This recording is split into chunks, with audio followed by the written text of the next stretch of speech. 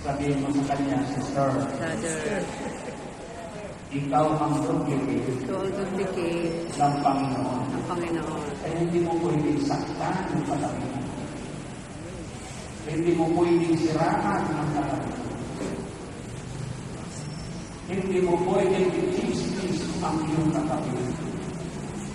Dahil yung katabi mo ay kaduplicate yan ng ating Panginoon Jesucristo. Amen? Amen.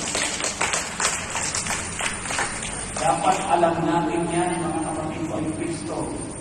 Dahil maliwanag ang sinabi ng ating Panginoon, humayo kayo at gawin niyong alagad ko ang buong bansa.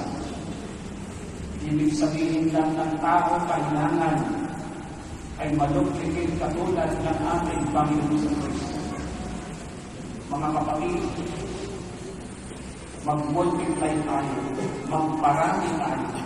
Punuin natin ang kingdom ni Lord ng mga kawanis ng ating Panginoong Jesucristo. Nakatulad tayo. At ito yung plano ng Diyos. Plano ng Panginoon sa atin. Ma-conquer, ma-penetrate ang buong sulok ng sanlibutan na ang lahat ng mga naninirahan sa mundo ito ay makatulad ng ating Panginoon. At sino ang inaatasan niya?